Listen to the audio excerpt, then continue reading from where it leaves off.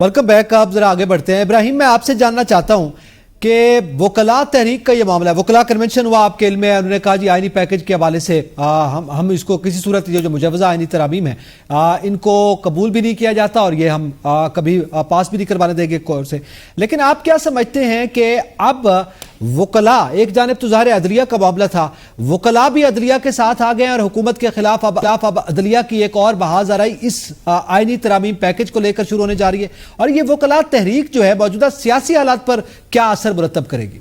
देखें, ये जो वकला की तहरीक है, ये जो बुनियादी तौर पर जो चीफ जस्टिस जो सुप्रीम कोर्ट है, चीफ जस्टिस ऑफ पाकिस्तान, जो सुप्रीम कोर्ट को जो है बुनियादी तौर पर बचाने की कोशिश है, जिस तरह का स्ट्रक्चर चलता आ रहा है पूरा 70-75 सालों में, उसको बुनियादी तौर पर बचाने की कोशिश की गई है। दूसरा, अगर आपसे एक वकला की तहरीक की अगर आप बात करें, मेरा नहीं कि ख्याल कि इतना जोर पकड़ेगी वकला की तहरीक, क्योंकि वकला तो उस वक्त नहीं निकले जिस वक्त पाकिस्तान के अंदर बुनियादी इंसानी हकूक़ की खिलाफ वर्जियाँ हो रही थी। उस वक्त वकला तहरीक को पता ही नहीं था वकला को क्या हो रहा है पाकिस्तान के अंदर, लोगों के घरों पर छापे मारे जा रहे थे, उस वक्त वकला को नहीं पता था। अब काले कोड के ऊपर इस वक्त बात आ गई है कि अब आप उनको पैरालाइज करने की कोशिश की गई है हुकूमत की जानिब से सुप्रीम कोर्ट को या उनके जजेस को, तो इस सिलसिले में जो है काले कोर्ट को अपना जो है वो इख्तियार याद आया, अपने हकूक़ की बात याद आई है। लेकिन ये काला कोर्ट उस वक्त कहाँ था जिस वक्त लोगों के घरों के घर छापे मारे जा रहे थे, लोगों के बच्चों को उठाया जा रहा था, चादर और चार दीवारी का तकद्दस पामाल किया जा रहा था, एक सियासी जमात के साथ जुल्म किया जा रहा था। या माजी में अगर आप कहीं देखें जब वकला तहरीक चली है तो वो सिर्फ अपने काले कोर्ट के तकद्दस की बचाने के लिए चली है, कभी भी बुनियादी इंसानी हकूक़ के मामले पर नहीं चली, जिस तरह सलमान ने पहले। तो क्या इब्राहिम उस वक्त हामिद खान साहब उस वक्त एक्टिव नहीं हुए क्या? वो देखिए, अहमद खान साहब सेनेटर बने, उसके बाद वो टीवी भी बहुत कम आते, उनका कोई ऐसा बयान ही नहीं आया जिससे ये लगा हो कि वो इमरान खान को या अपने चेयरमैन को या पार्टी के लिए कुछ काम कर रहे हैं। वो तो सिर्फ काजी साहब के खिलाफ एक बयान दे के गायब हो जाते हैं। अब तो मुतारिक नजर आ रहे हैं वो, अब तो बड़े मुतारिक नजर आ रहे हैं। लेकिन वही बात मैं कर रहा हूँ ना, जिस वक्त काले कोर्ट के ऊपर बात आई है तो उस वक्त मुतारिक हुए ना। बुनियादी इंसानी हकूक जिस वक्त पामाल हो रहे थे, एक जमात के ऊपर इस वक्त मुश्किल वक्त था, ये इसमें कोई शक नहीं है। अगर कोई शख्स कोई गैर कानूनी काम करता है उसके खिलाफ कानून गिरफ्त करे, उसको अदालतों में लेके जाएं, मैंने पहले भी बात की। लेकिन अगर एक 3-4 साल का या 12 साल का बच्चा अगर किसी घर से उठाया, उसकी बच्ची को अगर उठा लेते हैं तो उसके ऊपर काला कोर्ट क्यों खामोश रहता है? एक तो काला कोर्ट इंसाफ ही नहीं फराहम कर रहा पाकिस्तान के अंदर, हक के लिए आवाज कैसे बुलंद करेगा? अच्छा, अब एक तो वो कला तहरीक के मामले को लेकर ही चूंकि बात करें, हसन साहब, बिलावल भुट्टो जरदारी की गुफ्तगू आपने सुनी, उस तरह रोज भी उन्होंने निजी टीवी से गुफ्तगू की, आज भी की है, और वो अपना बार बार मौक़िफ़ दे रहे हैं। कॉन्स्टिट्यूशनल कोर्ट का वो कह रहे हैं कि हमारा तो COD में भी ये मौजूद था, 2006 से हमारी ये डिमांड है, बल्कि 2004 से किसी हद तक, और फिर जाहिर है हम उसके तहत चल रहे हैं। अब मुसब्दे का वो भी कह रहे हैं, उस वक्त हमें नहीं दिखाया गया, वो सारी बातें अपनी जगह पे, लेकिन अब वो बात कर रहे हैं कि हर सूरत आईनी तरामीम जो है वो पास करवाई जाएंगी। एक जानिब ये सूरत हाल है, ये मौक़िफ़ पीपल्स पार्टी का सामने आ रहा है, आप दूसरी जानिब जो है वकला सड़कों पर हैं, तो क्या मंजर देखेंगे हम? वही मंजर देखते हैं जो एक जमहूरी अमल की तरफ बढ़ने से बनता है। देखिए, अगर बिलावल भुट्टो कह रहे हैं कि हम अपने आईनी तरामीम लाएंगे तो उन्हें ये इस्तेहकाक हासिल है, वो पार्लियामेंट के मेंबर भी हैं, उनके पास एक बड़ी अक्सरियत भी पार्लियामेंट में मौजूद है, उनकी पार्टी एग्जिस्ट कर रही है। अगर मौलाना साहब के अपने तहफ़्फ़ुज़ात है वो इस हवाले से मुशावरत कर रहे हैं तो ये उनका भी इस्तेहकाक है, हुकूमत का भी है। तो पार्लियामेंट के अंदर जो जमातें हैं उनको ये हक तो हासिल है और वो ऐसा कर सकते हैं, लेकिन हमें जरा माजी की तरफ भी देखना होगा। अदालती निज़ाम जो हमारा है, तो इस वक्त पूरे पाकिस्तान में 27 लाख के करीब केसेस पेंडिंग हैं। हम रोज अदालतों कचहरियों में देखते हैं कि लोगों के साथ क्या सलूक होता है। इस वक्त सुप्रीम कोर्ट में 55,000 से 60,000 तक केसेस पेंडिंग हैं। जो इंसानी और बुनियादी हुकूक के हवाले से बातें, वो सब कुछ हम भूल चुके हैं, और हम हर वक्त ये बात करते हैं कि जस्टिस फाइजी साहब ने ये कहा, जस्टिस मंसूर अली शाह साहब ने ये कहा, और फलाना मखसूस सीटों का ये मामला है, फलाना ये मामला है। लेकिन इसके अलावा भी वो फैज साहब ने कहा था और भी दुख है ज़माने में मोहब्बत के सिवा। तो वही सूरत हाल हमें अदालती और आईनी हवाले से भी दरपेश है कि जो हमारे बुनियादी मसाइल हैं, इससे बढ़कर भी मसाइल हैं, उन मसाइल पर कोई बात नहीं हो रही है। इस पर कोई बात नहीं हो रही है कि स्वात में एक निहत्ते आदमी को मारा गया, इस पे कोई बात नहीं हो रही है कि 2 बच्चों को सियालकोट में मारा गया, इस पर कोई बात नहीं की जा रही है کہ ابھی کوئٹہ میں ایک مولوی صاحب کے ساتھ کیا معاملہ پیش آیا. تو دیکھیں ہمارے تو بنیادی مسائل یہ بھی ہیں، لیکن چونکہ ہمارا ساری توجہ جو ہماری ہے وہ سیاست پر مرکوز ہو گئی ہے. تو یہ تو ایک بہت اچھا اقدام ہے، وہ کہ تمام سیاسی جماعتیں تقریباً اس پر متفق ہیں اچھا کہ اقدام ہے، کانسٹیٹیوشن کورٹ ٹھیک ہے. ہونا چاہیے.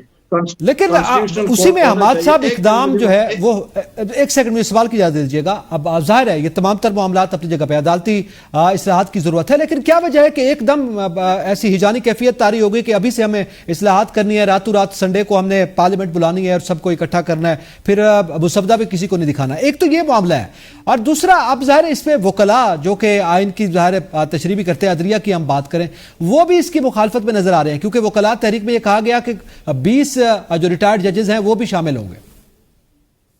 دیکھیں اگر پارلیمنٹ کا اجلاس عجلت میں بلایا گیا اور ایک ہنگامہ اس رات مچا ہوا تھا تو یہ تو ایک غلطی ہے، لیکن احساس ذمہ داری بھی دکھائی دے رہی ہے کہ وہ اصلاحات کی طرف بڑھ رہے ہیں. اور ویسے بھی کانسٹیٹیوشنل اور آئینی معاملات فوری طور پر اس طرح حل نہیں ہو پاتے. 1973 کا آئین بن رہا تھا تو بھٹو اور حفیظ پیرزادہ جیورسٹ اور کانسٹیٹیوشن ماہرین سے مسلسل رابطے میں تھے. مولانا مفتی محمود صاحب جو تھے وہ علماء کرام کے ساتھ رابطے میں تھے.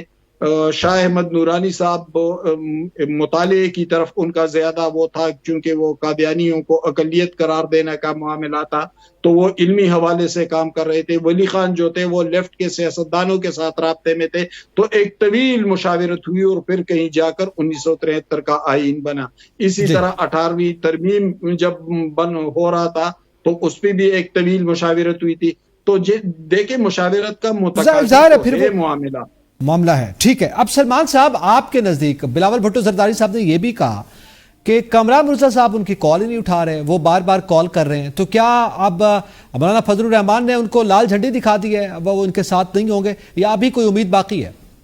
نہیں، بالکل امید باقی ہے. دیکھیں مصروف بھی ہو سکتے ہیں، کہیں اور ان کی انگیجمنٹ بھی ہو سکتی ہے. ان کا رد عمل بھی ویسے سامنے آ گیا، انہوں نے کہا ہم نے پہلے کہہ دیا تھا. جی، ہر ایک چیز کی جو ہے نا وہ خبر بناتے ہیں اور اس میں سے سنسنی نکالتے ہیں.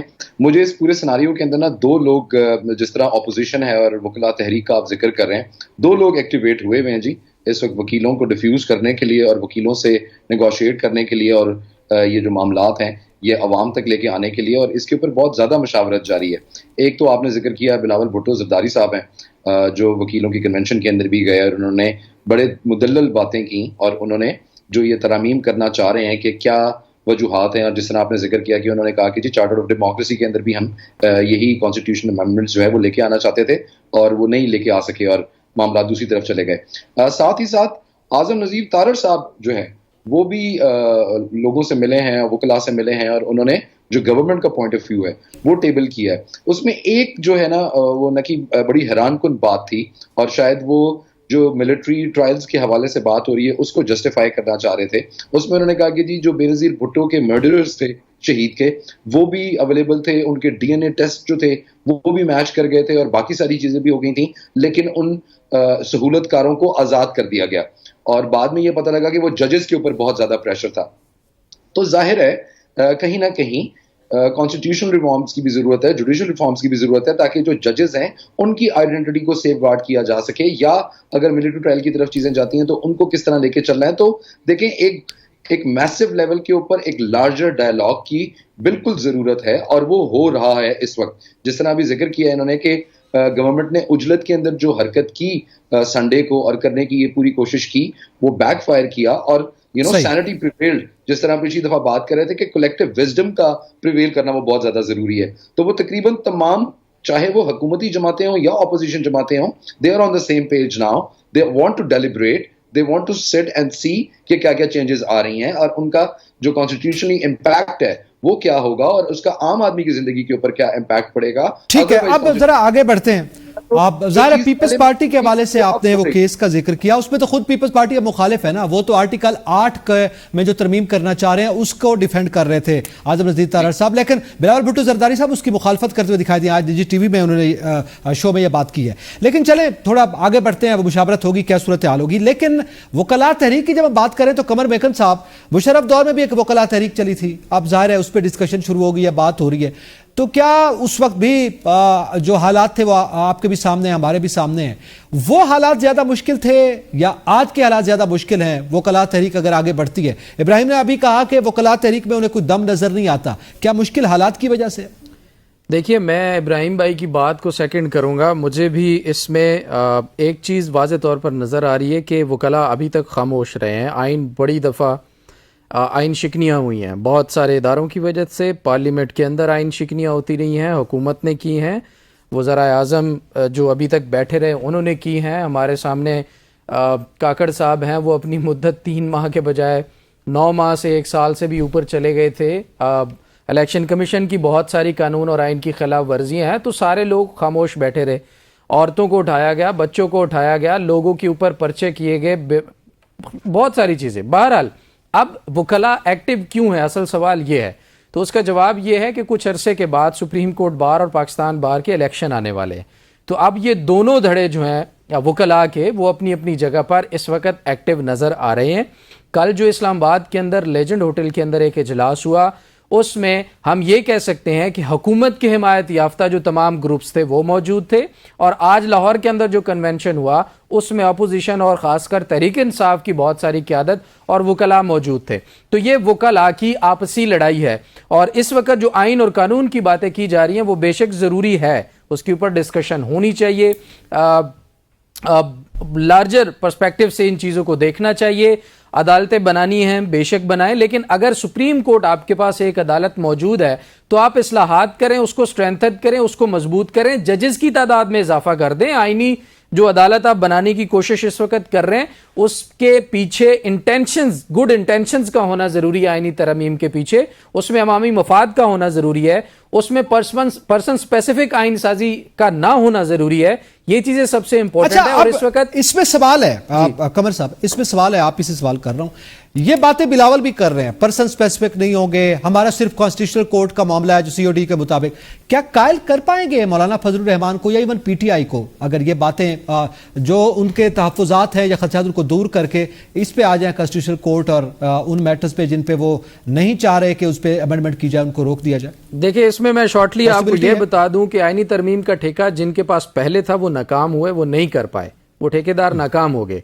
उसके बाद ठेका देने वालों ने कहा कि भाई अब आपसे अगर नहीं होता ना तो आप घर चले जाएं, आपके बस की बात नहीं है, हम खुद कोई इंतजाम कर लेते हैं। तो अब मुबैना तौर पर ये ड्यूटी मौलाना और बिलावल के जिम्मे लगाई गई है, लेकिन मुझे ये भी होती भी इसलिए नजर नहीं आ रही कि बिलावल साहब ये कह चुके हैं कि हम मजबूर थे। वो जो आर्टिकल 8 वाली बात आपने की है ना, तो अंकल मजबूर के बाद अब बिलावल मजबूर भी जो है वो सामने आ चुके हैं। तो उनको ये देखना होगा कि भाई वो कितना इस चीजों के ऊपर अमल दरामद करवा सकते हैं। अब कमर साहब हम भी मजबूर हैं, प्रोग्राम का वक्त जो है वो इख्तिताम को पहुंचा है, वरना मजीद भी इस हवाले से तमाम पैनलिस्ट का बहुत शुक्रिया। इजाजत दीजिएगा, अल्लाह हाफिज।